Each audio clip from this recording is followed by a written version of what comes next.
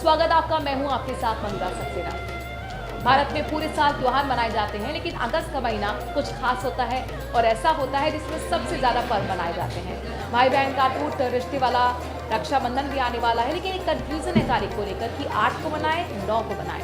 ये कंफ्यूजन आपको हम दूर करेंगे इस वीडियो में। साथ ही आपको ये बताएंगे कि कौन सी वो ऐसी राखी है, कौन सी वो गलती आप बिल्कुल ना करें जो आपके भाई पर, उनकी आयु पर असर डाल सकती है। साथ ही ऐसा क्यों कहा जा रहा है कि 2025 का ये रक्षाबंधन 100 सालों में सबसे ज़्यादा भाग्यशाली है, और ऐसे वो क्या काम आप करें जो आपके परिवार के लिए फलदायी साबित होंगे। कौन से वो योग बन रहे हैं, हर एक खबर की बारीकी आप तक पहुंचाने वाले हैं इस वीडियो में। रहिए मेरे साथ। तो भाई बहन के अटूट रिश्ते का पर्व रक्षाबंधन में महज कुछ ही दिन बचे हैं, लेकिन इस पर्व को लेकर काफी कंफ्यूजन है कि आखिर इसे 8 या फिर 9 अगस्त कब मनाया जाए।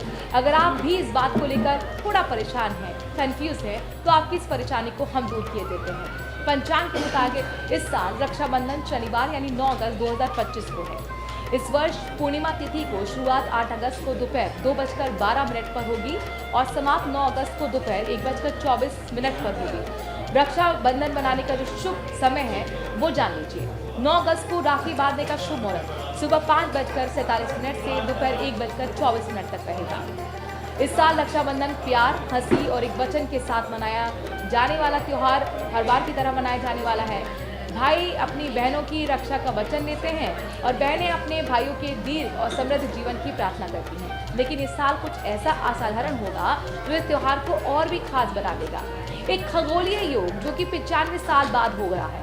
और आइए जानते हैं कि इस साल का रक्षाबंधन क्यों कॉस्मिक समृद्धि और आध्यात्मिक शक्ति का वादा करता है। आप अपने परिवार के लिए इसका लाभ कैसे उठा सकते हैं। 9 अगस्त 2025 को रक्षाबंधन बनने का सबसे शुभ मुहूर्त जो है वो बताया जा रहा है 5:21 सुबह का है और दोपहर 1:24 तक ये शुभ मुहूर्त रहने वाला है। इस अवधि में बहनें रक्षा सूत्र बांधने का कर्म संपन्न करेंगी। दोपहर 1:24 के बाद भाद्रपद माह प्रारंभ हो जाता है, जो रक्षाबंधन के लिए कम शुभ माना जाता है। 9 अगस्त 2025 को सौभाग्य योग और सर्वार्थ सिद्धि योग एक साथ श्रवण नक्षत्र के दौरान बन रहे हैं। ऐसा योग करीब 95 साल में एक बार ही बनता है। अब सौभाग्य योग क्या होता है ये समझ लीजिए। समृद्धि, सौभाग्य और स्वास्थ्य बढ़ाने वाला इसे योग कहते हैं। परिवार और रिश्तों में ये अतिरिक्त सकारात्मक ऊर्जा लाता है। वही सर्वार्थ सिद्धि योग की अगर हम बात करें तो सभी धर्मार्थ इच्छाओं को पूर्ण करने वाला अति महत्वपूर्ण योग है। ये समय कोई भी नया कार्य शुरू करने के लिए सर्वोत्तम माना जाता है, क्योंकि इस दौरान रास्ते से सभी बाधाएं दूर हो जाती हैं।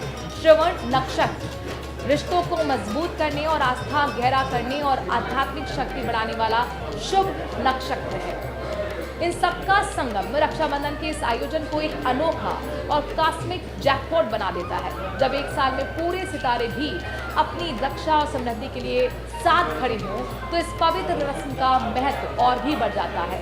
2025 का रक्षाबंधन भाई बहन दोनों के लिए सुरक्षा बढ़ने के साथ साथ दुर्लभ सहयोग, सफलता और आध्यात्मिक उन्नति का अवसर भी लेकर आ रहा है। इसीलिए इस अद्वितीय योग और मुहूर्त में राखी बांधकर आप अपने और अपने परिवार के भविष्य को सचमुच में एक नई ऊंचाई पर ले जा सकते हैं। और साथ ही आपको मैं अलर्ट कर दूं कि आखिरकार आपको ऐसा क्या नहीं करना है जो आपके भाई की दीर्घायु पर नकारात्मक प्रभाव डाल सकता है। दरअसल रक्षा सूत्र यानी राखी, और आपने देखा होगा कि मार्केट में अलग अलग तरीके की राखी होती हैं, चाहे वो कार्टून वाली प्लास्टिक की राखी हो, चाहे उसमें ब्रेसलेट के रूप में उसे दी गई हो, उसको आप लोग बांधते हुए आए हैं। लेकिन असल में कई बार लोग इस चीज़ को शुभ मान लेते हैं कि भगवान का उस पर नाम लिखा हो या भगवान की फोटो हो।